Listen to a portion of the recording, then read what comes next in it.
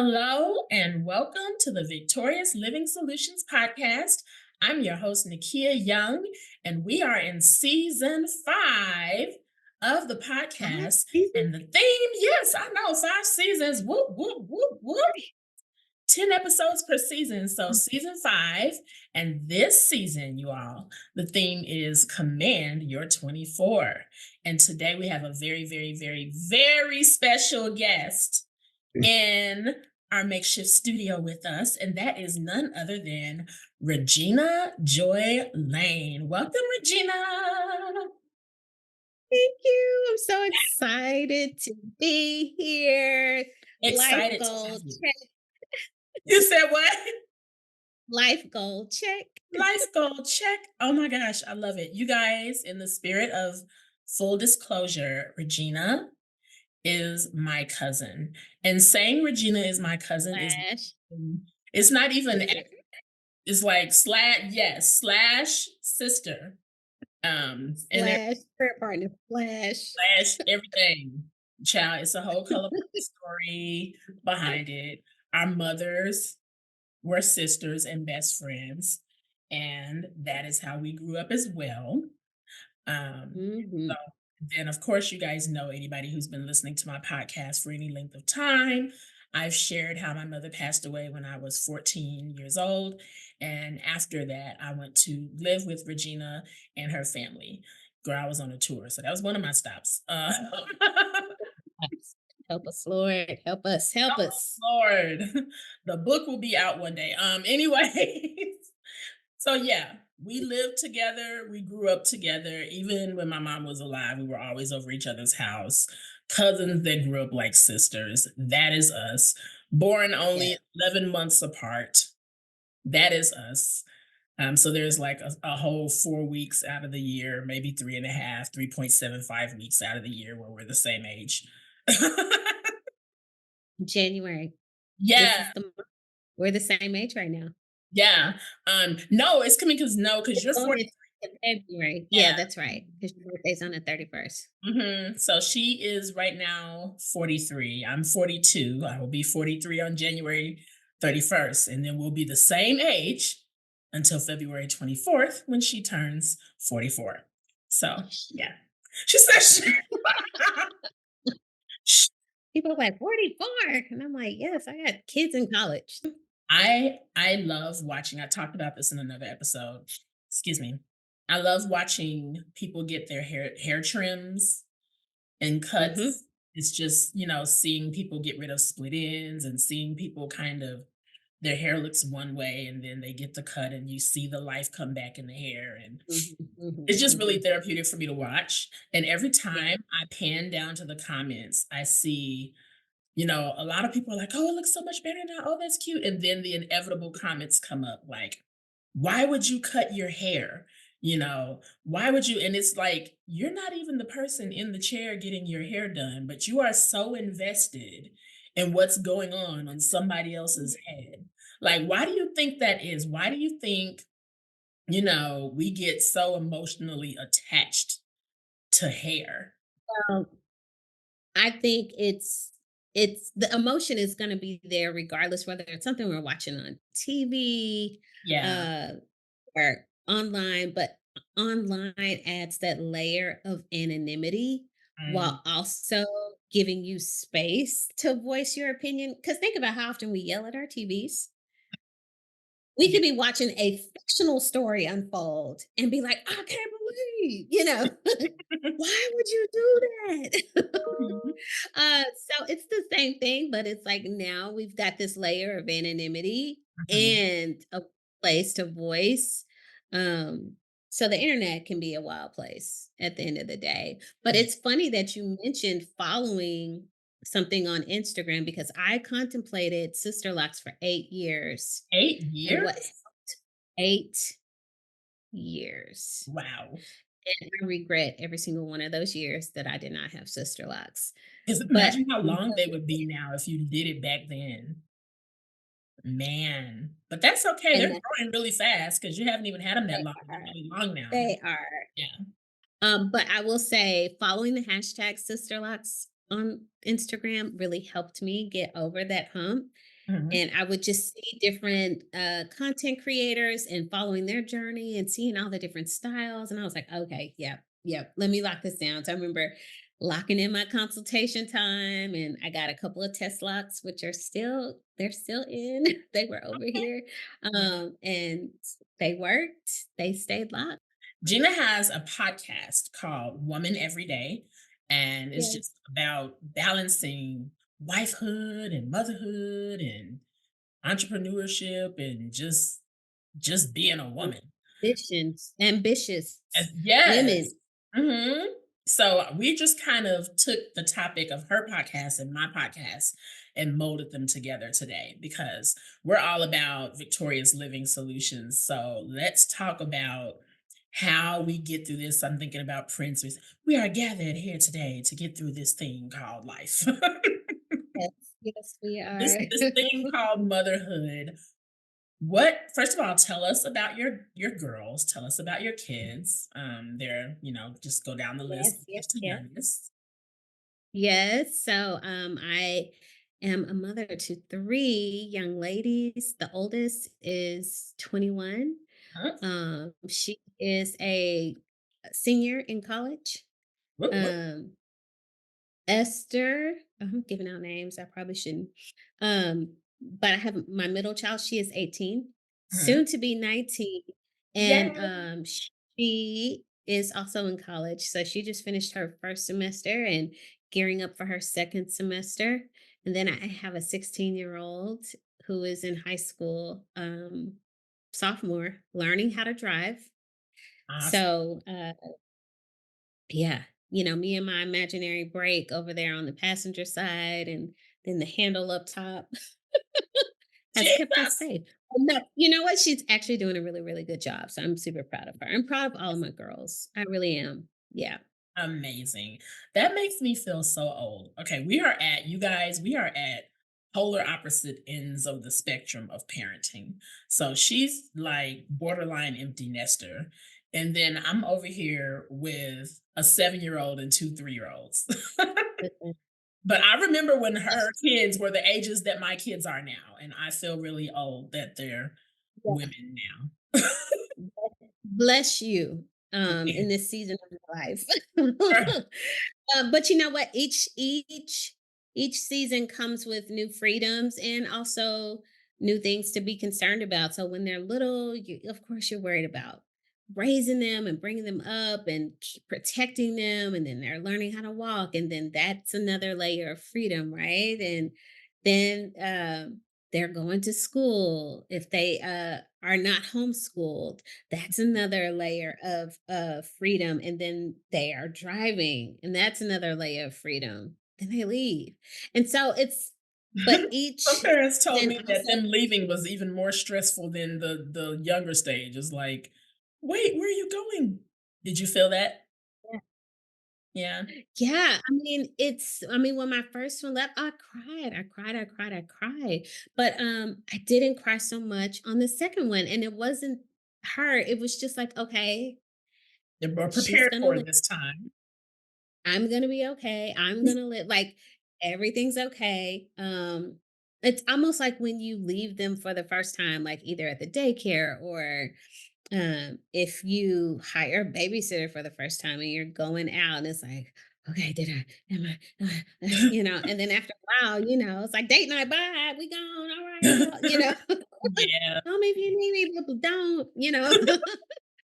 So, each season has its benefits, but then also concerns that come along with it. And so Yeah. even now, my oldest, she has a serious boyfriend, and are they, they're talking about marriage, and she might Oh, be moving to a whole nother state. And so I'm like, again, but also track record has proven that they'll be okay. I'll yeah. be okay. God's got us, and just take it all in stride. They're all beautiful seasons, but I have been thinking a lot about my home. I have 4 bedrooms Okay. Yeah. and only 2 of them are occupied, 2 of them are empty. Mm, Um, so, I understand why people downsize, but then I also, it's like, do I want to keep the house so that they can always have some place to come home to? mm. All the things I Well, think home about is during the wherever you day. are. You know that, right? Home is wherever mom is. So, Yeah, but like a home, you like want them if to they be need able a to place to stay stay, overnight if, and yeah, yeah. if they need a bed, or I don't want to be like, oh, baby, you can sleep on the sofa. I want to be like, yeah, your room is just the way you left it. Yeah, I I get don't that. know. Maybe that's a little silly, but I think about that. Those are the types of things that occupy my thoughts in this Yeah, season. makes sense, Yeah. makes sense. What would you say are 3 of the biggest lessons that motherhood has taught you? Mm. That's a really deep question. I would say that motherhood has taught me that um, I think we step into motherhood expecting to be a teacher of sorts. Um, like, oh, we teach our children how to read. We teach them In math everything. and science. We teach them how to treat other people. We teach them how to love God and love His Word. It's like we are constantly teaching, but motherhood has taught me that I can also be taught Mhm. by my kids. Yeah. Um, and sometimes that doesn't always come easily. We were raised by a generation of adults that believed that kids were seen and not heard. Baby boomers. Um, yeah. Mhm. Not only that, why are you in here with grown people and why are you talking while grown people are talking? Like, I Mm, mean, the audacity that you would say or utter a word in the presence of adults. So it's definitely a very, very different generation right now. So I have learned just as much from my children as I hope they have learned from me. mhm. Um, I have learned that each child is different. Mm, And of course, we probably knew that going in, they say that all the time, but to really receive that, accept that, and also the understanding that because they are different, they must be parented completely different. differently, Yeah.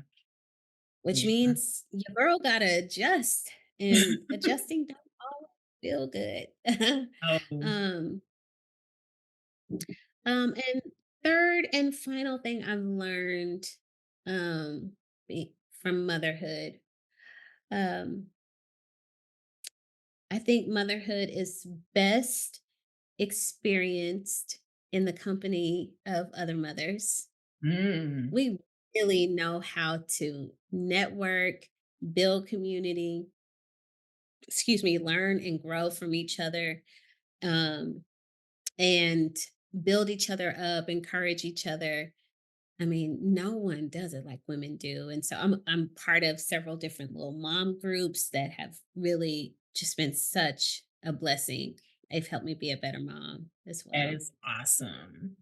Now, all mom groups, I will say, are not created equally. Sometimes you gotta try a few of them before you find the right one that really supports you the way that you need to be supported. But have you ever experienced, before you found the groups that you're in now, did you ever have some groups where you're like, this is not a good fit, or Absolutely. It is about finding the right fit. And then also realizing where you are in the group. yeah. So one of the sort of longest standing groups I've been with, I'm an old head now. Like I got, almost empty nest, and a lot of them have littles. And so I'm more of a senior voice in that space. Mhm, Um, and it's interesting to see how they are parenting very differently than I did 10, 15 years ago. mhm. And so I'm learning from them too.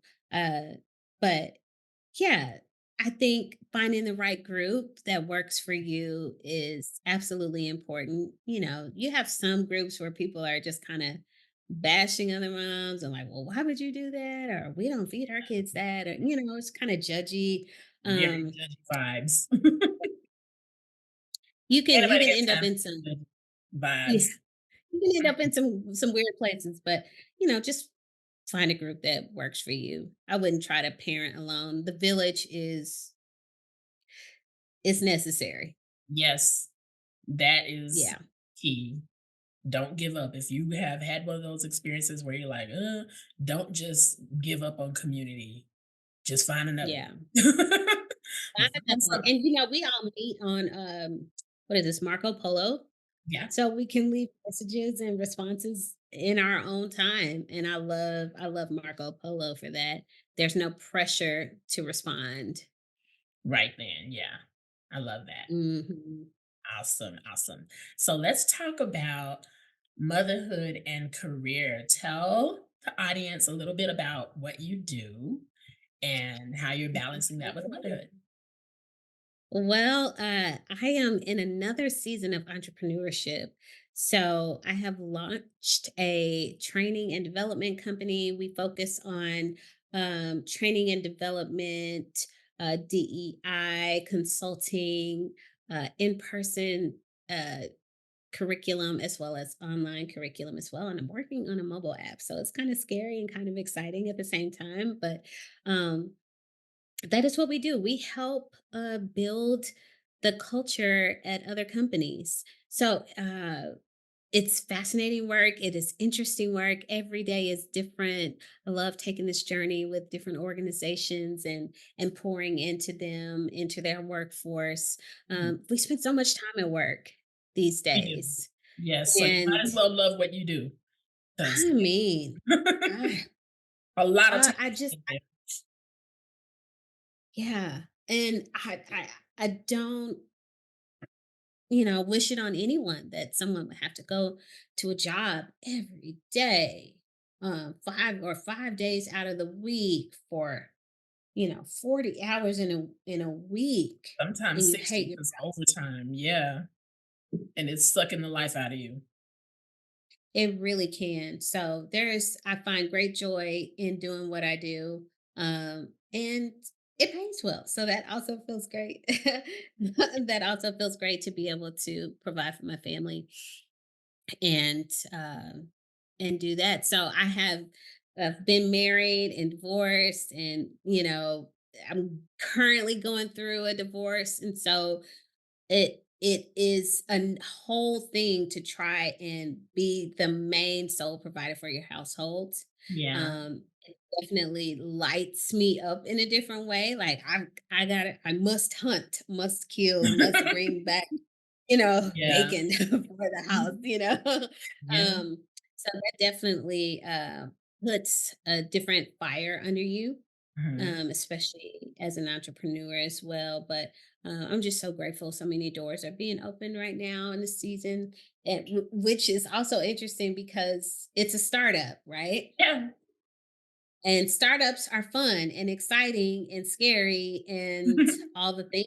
So, last year business was really slow, and now it's like January hit and it's like, whoa, Off to the okay, hold races. on. Slow down, yeah. And thank God, systems are in place. But yeah, it's like the new year hit and everyone's like, come, come, come, come, come. We need you over here. And I'm like, okay, wait a minute, wait a minute. Okay. That's a Okay. great problem to have, though. Yeah. Great, great, great problem to have. This is not a complaint. Um, So yeah, that's and my little team is growing too. So yeah, that's what I do. awesome, awesome, awesome. So, what do you think about we'll just touch on this, and it's kind of a what do you think about all this hoopla over DEI must die? Like, what are your thoughts on that? And what are your Baby. girls' thoughts on that? Because they're old enough to have some opinions on that. Have they said anything about it? Oh, they have very strong opinions, especially being in college. Oh, yeah. The work is so important. As a matter of fact, I live in the state of Oklahoma. And so our governor has basically banned DEI work on our college, on state funded college campuses. Like not funding these positions and these departments because they feel as if it promotes discrimination. Not, and I don't want to believe that um, our governor is ill informed. I believe it's intentional, that they don't want to bring people together because the whole purpose of DEI work is to leave none behind, to make sure everyone is in the fold, to really reach and connect with um, each group, each person, each ethnicity, Yeah. no matter who you are, like there is a space for you. And this work is so important, especially when you reach college. Yeah. It is very Getting ready to easy launch out to. into the world. Yeah. Yes, it's so easy to fall in the cracks and Mhm. get left behind, be siloed, isolated, Yeah. especially during this season where we're seeing so much mental illness and depression and anxiety. It's real. It's easy to get lost in a phone or in a virtual world and not come out and connect with humans. And so, DEI work is so important on a college campus. It's important in a workplace. Employee engagement actually increases your bottom line. Yeah. And when your employees are engaged, they're doing better work, they're connecting. Uh, your company is improving and being productive. And the way you get employees engaged is through DEI work. Mhm. So it's proven. The science is there. Psychological safety, meaningfulness, and availability are the three main drivers of employee engagement.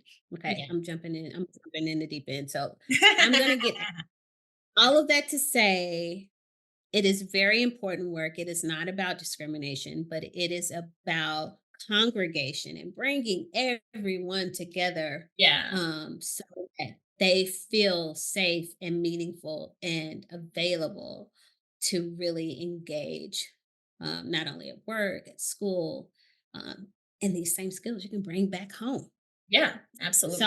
I'm very passionate about the work that I do. I love it, and I think there's a space for it. And it's unfortunate that it is under attack. Um, I think it just becomes another siren call Mhm. um, for groups that want to isolate and want to be in power. So if that's what their people want to hear, then that's what they're going to give them. Hmm. I find it It's very so ironic political. that we are in a season, and I'm talking about America. I find it extremely ironic that we are just free for all. Anybody who wants to come in can come in. Our northern border is not secure. Our southern border is not secure. And we are being inundated. And when I say inundated, there are buses and planes arriving in Chicago on a daily basis full of hundreds and thousands of illegal immigrants.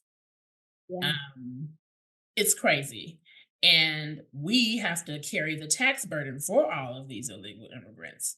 But I'm just saying, I find it extremely ironic that we're letting people in, brown people in droves. And then at the same time, we're trying to get rid of programs that are all about understanding people from other cultures and making them feel welcome and how to work together and how to, you know what I mean? I'm like, how is that going to play out 10, 15, 20 years down the line? It's How's it very gonna play out this year?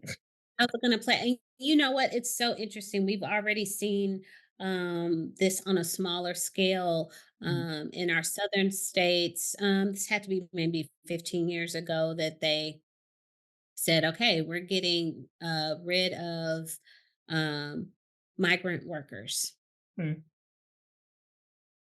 from the farms. Yeah. And let me tell you, those industries almost collapsed in the South. They were like, bring them back because It's our one, bad. We were just if kidding.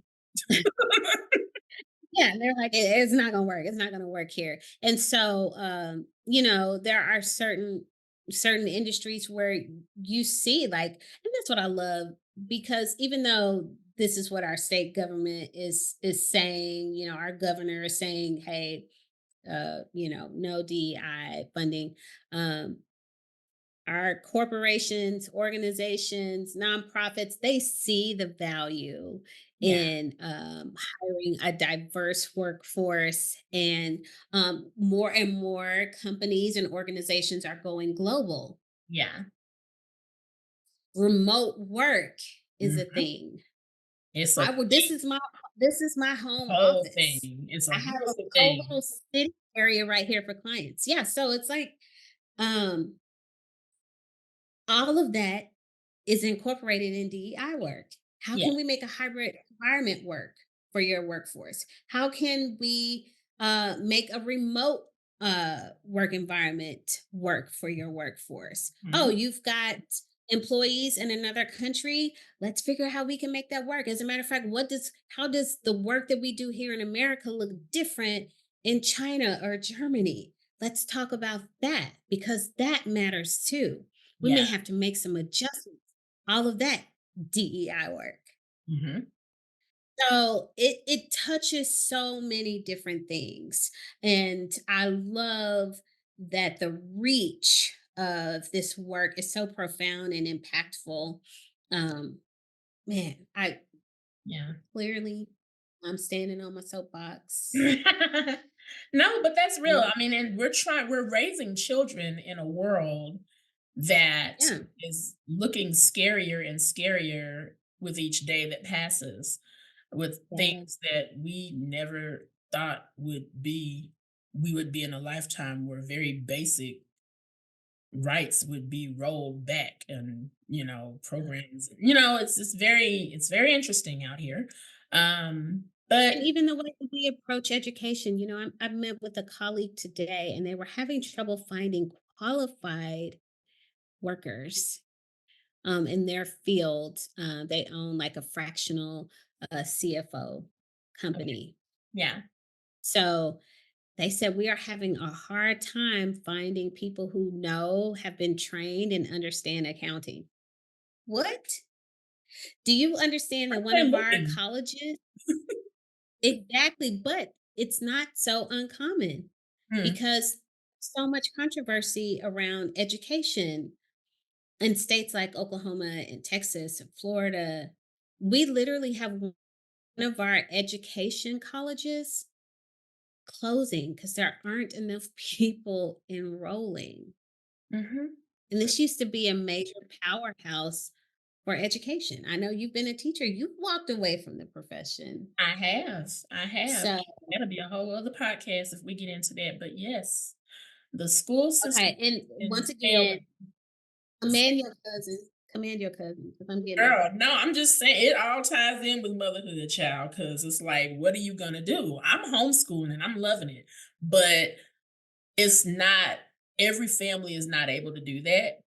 And we should not be Right. if you decide to homeschool, it should be just because, oh, this is something I want to do, not because the school system is so terrible that you feel like you have to, because there is no way in the world that you want your child tied up in you know what I mean? It's like Yeah. that's crazy. And teachers have been complaining and going on strike for years and screaming into the void and being ignored. And finally, after the pandemic, a lot of teachers that we were hanging on by a thread, but a lot of teachers that were just like, you know what? We're gonna And walk away. as a matter of fact, y'all don't even pay me Y'all enough. don't pay me Y'all enough. don't even No. pay me enough to deal with it. Yeah, Reclaiming my time, reclaiming my peace, goodbye. And that so part. while I totally understand that, because I left back in 2014, so I left before it was even a thing that everybody else Really is now bad. moving Yeah. to. Yeah, it was bad back then, and it's just like unbearable now. But then we have to ask ourselves where we're going to find ourselves if all of the teachers are walking away and you can't even pay people to major in education in school anymore. Teacher Yeah. used to be a very desired profession. Like, Oh my what? god. You get 3 months, you get summers off? What? Like, yes, benefits, come on. Yes, teacher me, please. Now it's like, no. Is no, you can't. We'll give you $100,000 a year. No. Like, no. And they're not gonna give you 100,000, but I'm just saying, I was like, like, no, where's that gonna nobody, go? no. Everybody's just like, no. So then who's gonna teach the kids then? And I'm afraid that, especially with all the rising school shootings and things of that nature, Yeah. I'm afraid that we're going to find ourselves in a situation where, because there are no more teachers left, they're already just getting subs, and pretty much you could have a degree in underwater basket weaving and get a job in a school now. Like, if you have a degree in anything, they will hire you because they are so desperate for teachers. Well, if once they run out of people to hire, I'm afraid that they're going to start having police officers and National Guard people in classrooms teaching. Mm, that would And be big for me. if you think about it, that's not very far-fetched. It's not very Mm, far-fetched at all, because it would kill 2 birds with 1 stone. It would solve the problems of safety for protect kids from school shootings, and mm, it would solve the problem that we don't have anybody to teach these kids. mm. But do you really want somebody armed in the classroom with your kids all day? And let's just be real, you know, we Black. Do you really want your Black children being policed instead of being taught by a traditional teacher? These Already policed everywhere we go. everywhere we go, Mm, everywhere, literally. Do you really want that? You know what I mean? So these are things that concerns that we have as mothers. yeah. Just So yeah. you've done homeschooling and I did independent schooling, which is serves a lot of the same purpose, only it eliminates me out of the equation just because Mhm. I don't know if I could be as good at homeschooling as you have been. Um, but so thankful for the community and village we were able to send our kids to at Yeah. uh, here in Oklahoma City, a lovely independent school called Heritage Hall. And really, our girls were able to go there from preschool all the way through 12th grade. And Mhm. now our youngest right now is at a public high school. It's like oops, I was going to say a performing arts, but it's all fine arts Okay. high school. She is a vocal music major. Yeah. So that was a big transition for her, but she's loving it and finding her stride. But Yeah. I love that she's got that foundation from Heritage Hall when it comes to academics. Mhm. Um, so yeah, it's been great. Awesome, awesome, awesome. Let's talk about what you do for self-care. We're talking about the concerns we have as mothers, and child, if we think Hmm. about it too long, you just will really have a ton of anxiety. What things do you do to protect your peace and your mental health and get your self-care on as a mama? Yeah, a very, very big part of my life, self care. So I go to therapy on a regular basis. Yes. And depending on the season, it could be every week, it could be once a month, once a quarter, Mhm. every 2 weeks. So it just depends on what my need is, but I am in therapy Yeah. all the time. Yeah. So I love that. I journal a lot. I'm like, I've got Yes. several over there. Um, I will journal throughout the day. I journal at night. I may journal in the morning. Um, I have started incorporating meditation into my day, and this is a new practice for me that I started last year. And I know that we're both believers here, but I just think about how often, the Bible talks about meditating on the word. Yeah. And so I was never taught how to meditate, On the word let or just in alone general? meditate on the word. And Mm. so now that I've learned this practice of meditation and started incorporating that into my day, I can literally meditate on the words. If I start my day off reading the Bible. It could be whatever the scripture was for the day, or if there was a particular scripture that really resonated with me in my daily reading, Mhm. then that becomes the word that I meditate on. Yeah. So, I may touch my legs or my arms, and I'll, just sit and I work on deep breathing. All of that really helps me to calm down. I didn't realize I was such an anxious kid growing up. Mhm. Yeah. Probably had an anxiety disorder my entire life and didn't realize it Yeah. until now. As I've become a parent and trying to make sure my kids have the right words to explain how they feel. And it's like, oh, we're really struggling over here with some anxiety. So meditation is helpful. Um, Rest is very, very critical for me. Yes, If I me do not get good sleep, I am no good. too. Um, Yesterday was one of those days. I'd only had like 5 hours of sleep. So one of the things that I do to help get good sleep, Headspace. I don't know if any of you all have heard of that app. They have these Oh, sleep scapes that they do. So just sleep sounds. Sometimes they okay. will do like a whole like meditation practice and then go into a sleep sound, or just straight up a sleep sound like rain or static, or Oh, wow. No, I you know never heard of that app. full. Yeah. I love it. Love, love, love. We have it as a family. We got this family version. Um, so yeah, those are some of the things that I do. Okay, this may seem small and insignificant to most, but it became a thing for me a few years ago, and I was getting my nails done. Yeah, I no, love child, look, getting and my our nails look like nails. they're the same color. That's so funny. Yeah, I got a little, You got a little shimmer little gold going on. braid Yeah. on my ring finger, but that just became like a little thing for me. Mhm. Like That's your it, time to feel like a it pampered fit queen. me. Yeah. Yeah, I feel a little pampered, and I don't get too fancy with it, but it's just my thing for me. As a matter of fact, it's time for a feel, so judge not. Uh Friday is coming. Friday is near. So I love doing that. Yeah. And I love to connect. I'm an extrovert, so I love my people time. Yes, Um, I love it. Do you find all that, you have to pre-schedule it or it won't happen, or how does that work for you? Because um, I will look up and I'll be like, "I haven't hung out with anybody in 3 months," but maybe I'm just a weirdo. yeah, I have to be really yeah. intentional about scheduling it. Yes. So there are certain people that I talk to, like my best friend. I mean, girl, I talk to her like every other day. Yeah. So just call me whenever. I mean, she's one of the few people who can call me in the middle of the day, like, hold on, let me get off the phone with my client to talk to my best.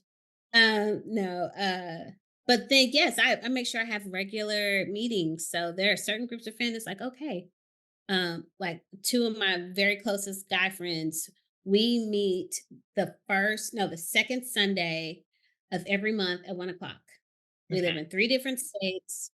We have a Zoom call, it's on the calendar, and whoever shows up on that Zoom call, that's who's there. So far Okay. it's been all of us each time. But it's Chris and Neil. I love it. Chris who? Chris Lay. Oh, I remember him. Yeah, okay. Cool. And then I have another group of friends that we meet every first Friday. We go out to breakfast. Okay. Yeah. And even with my daughters, we're doing first Sunday dinners. Mhm. Um, I come home, all the chickens come home on Come first on, little Sunday. chickadees, come on. I love it. Yes. So sometimes you have to put that time in, schedule it. And Yeah. then there's one girlfriend that I meet. We have breakfast. We try to have it at least once a month. If we could do it every other week, we do. But before we leave our current breakfast meeting, we will plan the next one. Mm, Let's pull out our phones. Let's plan the next one. So yes. yeah, I gotta have my time with my people. Awesome, awesome, awesome. I love it. I love it. So, I want to go back to something that you mentioned earlier because I know that a lot of listeners out there may be going through the same thing right now or Mhm. just recently experienced it, and that is going through a divorce. How has your village, and kind of the two answers go hand in hand because you just mentioned how you Yeah. make time, you're very intentional about making time to connect with your village, and how has that helped you in this season? That is key. I'm one of those people, I gotta talk through stuff. I don't hold things in well. It never serves me well. So, I mean, that's not a lesson I need to repeat learning. So, I mean, Yeah. at this season and stage of my life, I have my trusted friends that I know I can be completely vulnerable and open with. And Mm. that has been trust that has built up over time. So, I love that I can talk to my friends. And obviously, divorce, it's a breaking away, it's a tearing, it is unnatural.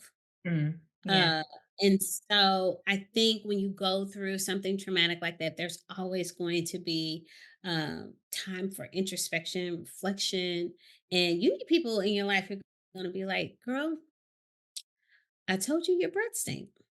Now, I told you last week and you did not fix that. And I could understand why he divorced you because your breath stink. You need somebody in your life. Like, that's not It's why I'm not getting a this divorce. ain't yeah, this ain't that. That. However, I, I want to, and I think it's important, and I need to be able to say, hey, did I mess up? How could I have been better here? How can I do this better? Or I see that you do this really well. I notice that I don't, like, how can teach me your ways? Like, how Mm, can I be more like you? Or um I think it's important to learn from your friends. I see value in every friendship I have, and I can learn and glean something from each one.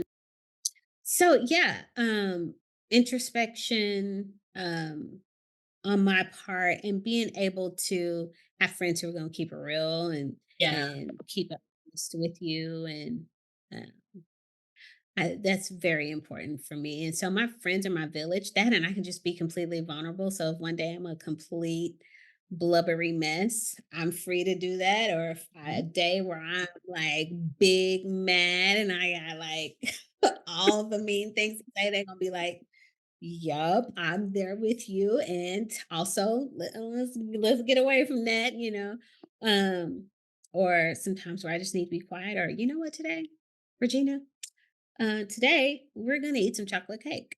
Yeah. It's on me. And it's like, thank you. So yeah, I love that I've built those types of friendships and relationships over time. And it helps to have friends like that through seasons like this. Mhm. So that you mentioned some very good things. Just taking care of yourself, really taking time for introspection and rebuilding, because it is a breaking, it is I haven't been through it, but I have seen people go And I through those. pray you never do. Child. I Amen. pray you never do. Yeah, Mr. Uh, Young is not allowed to leave. We've kind of settled that we're this is just it, and that's just that on that, and where do you think you go? Where do you think you not go? not no. Mm-mm. So, That.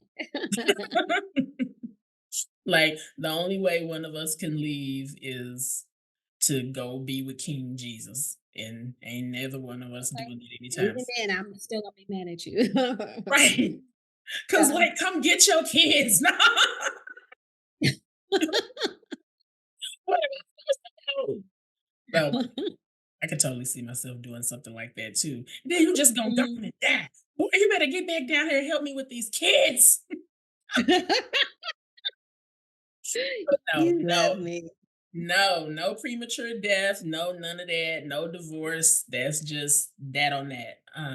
But no, like even people, and even with our kids that are, young adults and going over breakup stages.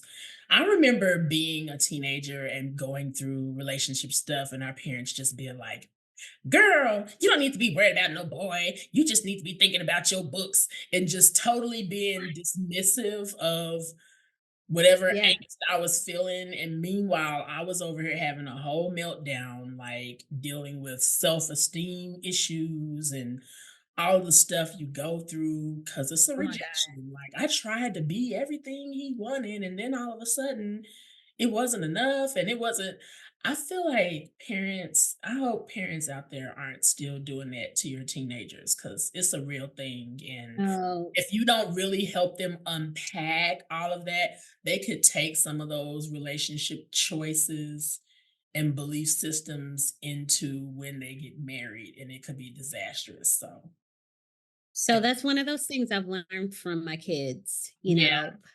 I knew how to parent from my parents. Mhm. Um, and I mean, I was born in 1980. My dad was born in 1939. That's a His big gap. dad was born His dad was born in 1899 and his dad was born in 1847. So enslaved. Yeah, So boom, boom, boom. This is my great grandfather. So I'm saying all that to say, like, we're not so far removed from a lot of things. a lot of Um, traumatic things. and Yeah, that part. yeah. But I can say that, and I love my mom. Love her. But she was not a very validating mother. Hmm, So I've learned how to validate my children um, as a mom. hmm. I did not come equipped with that tool in my tool belt. And I learned the hard way that that was a tool that I needed.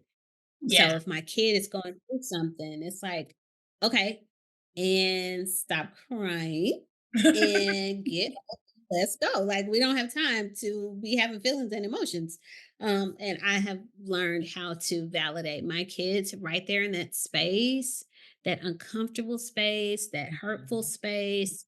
Your feelings matter. What you're going through matters. Mhm. Sit down, be still, listen, validate. um, yeah, that sucks. Oh Yeah. my God, I can't believe he broke up with you, or she was being mean, or whatever. It's like, well, that's not being a good friend. Let's talk about that. Oh Mhm. my God, well, what did you say? Well, And not absolutely. in And a so, patronizing way either, because kids can tell the difference. no, Yeah, but like really no. leaning in. Yeah. And I think honestly, growing up, I learned, we've endured our traumas, right? Mhm. So we have learned how to get up, keep it moving, Yeah. or else. I mean, you're gonna end up on drugs, on the street, in jail. Like we saw the alternatives growing up. Yeah. And so we're like, oh, I'm actually trying to be somebody. Oh, education is the key. Okay, then we're going to school. We're gonna get all the degrees. Mhm. And we don't have time to sit down and wallow and be sad and sulk. We got time to keep it moving, keep it pushing because I'm trying to achieve and go, go, go, go, go. Yeah. They said, so what I see somewhere, tell a black woman she can't do something and like watch her get another degree or something. Some And it was a video. She was like, okay. And then she like gets up and she's like on to the another thing, the next thing. And I'm like, oh man, and so much of that is rooted in our trauma. And yet it speaks to our resilience, right? yeah. Um, Regina's known for her resilience. But I've learned how to be sad and how to feel those feelings and recognize that I'm dealing with anxiety, recognize that I might be dealing with some depression. I've learned all of that from my kids. Slow Mm. down, be still, feel the feelings. Yeah. Okay, now get up, let's collect ourselves. They're still my kids are still resilient. Yeah. It doesn't, just because they cry or they need time and space to heal doesn't mean that they're not resilient. They are just as resilient as their mom. Mhm. and I can validate them not only in that space of when we're dealing with the negative emotions and seasons and things, but also when they are killing it and killing the game and just knocking out the goals, I can validate them in that space too. You know, uh, our generation of parents, even if you were doing well, you might not get that validation Mhm. because Yeah, that's what you were supposed to be doing. right. You want a cookie, you better be getting good grades in school. Right. You're supposed to be. Oh, your room is clean. Duh. Look, this supposed Right. to. Yeah. And so, yeah, uh, God bless my mom. She gave me the very best that she could. It still does. I love Yeah. that dear woman. But yeah, I did not learn validation from her, But it's and ama that's okay. isn't it amazing to kind of learn more about your parents in adulthood and get a deeper understanding of why they are the way that they are? Yes. Yes. So I love to tell this story of this is me and my dad, my grandfather, my great grandfather. So my dad tells this story of his dad beating him with a wet rope dragged through sand. That sounds very, it's giving slavery. Yeah. Like, Yeah. where did he learn that from? Where Yeah. did he learn that from? Mhm. It's giving it's giving slavery. It's Mm. giving generational trauma. And Yeah. I'm giving you not another generation.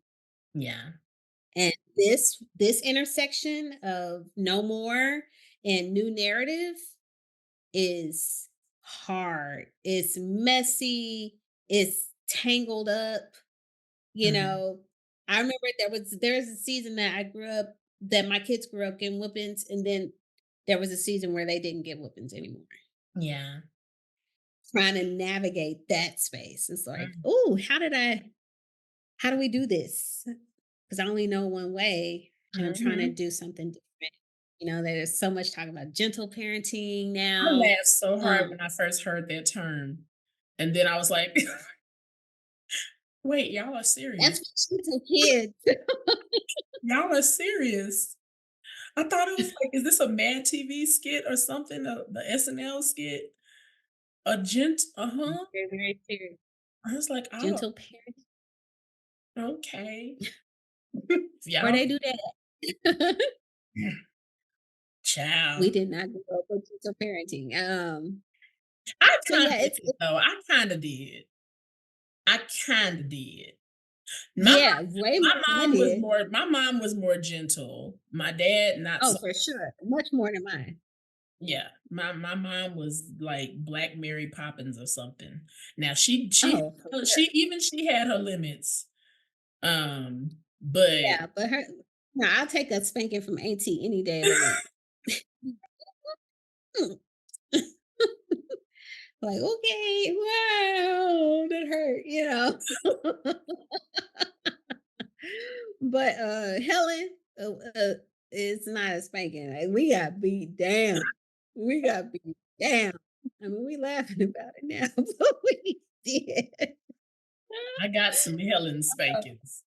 Yeah, though. But mama could also be sweet as apple pie. Oh my lord. Yeah, But they get that from their mom. And then I've heard my mom talk about getting spankings from Lil. And I'm like, which Mom I did just can't not imagine that woman whooping somebody, like, what? know. She You was know, so grandkids, sweet. we never see that side. We see by the time grandma is just like a fluffy kitten to us, but they probably was like, Mhm. letting y'all get away with murder. She used to beat us. Mhm. And so it's just interesting how things change. But I think about my dad and his life growing up and you know how tough he was. I mean, not only did he have a tough upbringing, he was also a military, a Mhm. career Marine. Yeah, for like Um, 20 plus years, something like that. yes. Yeah. Oh, yeah, 20. So to also have that on top of his upbringing, oh. tough as nails, Yeah. um, and too tough. And then now, sweet as apple pie, weepy, like it will cry at the drop of a hat. I'm like, Daddy, oh my gosh. And I'm he's my having a little, hard he's time my imagining it. little girl, sweet as the day is long, thoughtful, kind, saying little sweet things. I'm like, who is this man? Grandkids change them though, because my Yeah. dad is like, oh my god, you know how my dad is. My dad, Right. But now you're but getting a now, different daddy. oh my god, seeing him with my kids is just so like he's like a big teddy bear, and it's just so funny to watch and just adorable. And I'm just like, oh wow, like yeah, it's really hilarious, but it's fun to watch the evolution of It parents. is. Yeah. Because how old is your dad? He is 75. Yeah, Okay, my dad is 84. yeah. And I just think, man, this man has lived so many lifetimes. And, Oh, wait, you or is he know, 76? Child, I lost count, Lord. But yeah, go ahead. yeah, but he is a different man. Mhm, He's a different man. And time will do that. And I thank God for the gift of time, being able to see my parents evolve too. And what's been really interesting as I stand at this intersection of no more and new narrative, mhm, I've been able to talk to my parents about this. mhm. And it's been really interesting conversation about, well, why did you whoop us? Or how did that make you feel? Or, what was some of the fallout for you? It's been really interesting conversation, even to ask them about how they grew up. Yeah, Well, what do you think about how I parent my kids? mm, What are your thoughts on that? So that's something that time has afforded, and I'm grateful. I'm grateful that I've had the time. I'm grateful that I get to see my parents age. I think about your mother passing. It was such a loss, yeah, and yet all of these lessons and seeds she planted that are still with us yeah, today. mhm. I mean, not a time goes by that we don't talk about Auntie. You can't get all of us in a room and not talk about Auntie. And all the things that It's she crazy. did, the seeds that she planted and left behind. Yeah, So it's a beautiful thing. Time is a gift and a curse mm. sometimes. Yeah, that's the thing. You have to be very intentional. I wanna say one of the biggest lessons, because I asked you earlier, and it's only fair I answer it, but one of the biggest lessons I've learned in parenting, and I'm early on in the game, Mhm. is just apologizing if you do something wrong. And that's I'm not saying like a lesson learned, but like the importance of it, I should say.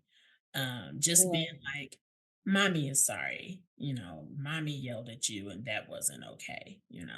And kids are so resilient. They'll be like, it's okay, mommy. I love you, they don't care. But I want to model that. If, no, it's not okay. I'm glad you forgive mommy, but mommy's gonna learn to be the boss of her emotions better because, so small it's regulation. modeling. Yes. Yeah, it's modeling. Like we can't expect things from our kids and then not do them ourselves because children are gonna do Absolutely. what you do. They're not, more than what you say. They're gonna look at what you do and that's what they're gonna do. So It's another one of those things I didn't learn from my parents, but I learned from my kids, and yeah. that's how to apologize. Mhm. I cannot recall a time neither of my parents have apologized for anything. And we wasn't Uh, gonna ask them or say nothing like, "You owe me an apology." yeah, not gonna happen. And that's a generation. It's not even just our parents. No, yeah, it was a generational. Let me Yeah, tell you something. Them baby boomers and their predecessors were something else. yeah, That's why all of yeah. us are Which clinging on to therapy today. Jesus. Yeah. um, but yeah, but I've learned from my kids how to apologize and the importance of an apology. Mhm. And I have this saying now that I say to my kids, just because they're an adult doesn't mean that they got it all figured out. Yeah, that's real. They got it all right. We're learning to. Mhm.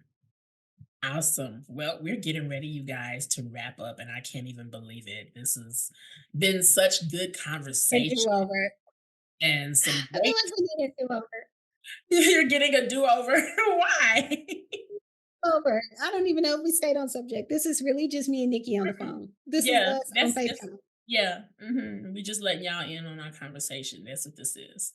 But Mhm. it's been really good, and I'm so glad that you stopped by. You guys, y'all have to check out her Woman Everyday podcast if you enjoyed talking about these real issues that we as women and mothers face.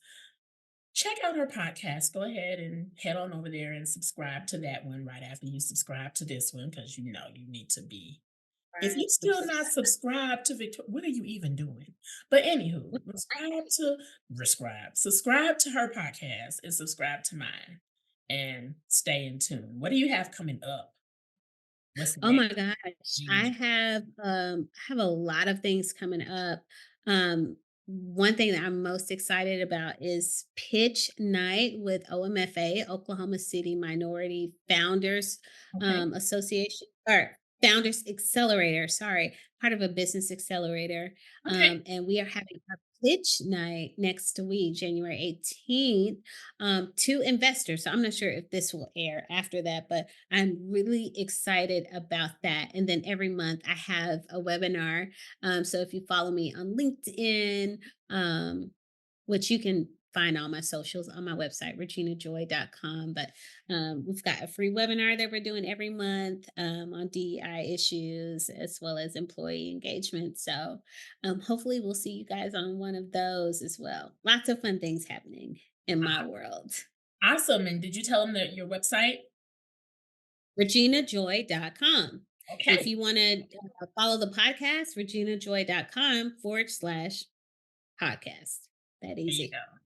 Awesome, awesome, awesome. Well, thank you so much again for being on the Victorious Living Solutions podcast.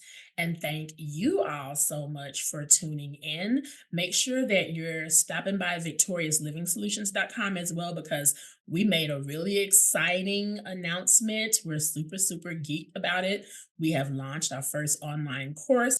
So make sure that you stay tuned for information on that. And that is all. Again, thank you for tuning in. You all keep living victoriously. Bye, everybody. Hey, Victors. Coach Nikeya here.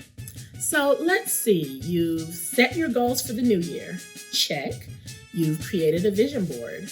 Check. So that's it. You're all set to have a happy new year, right? And achieve all of your goals this year. That's got to be enough, right?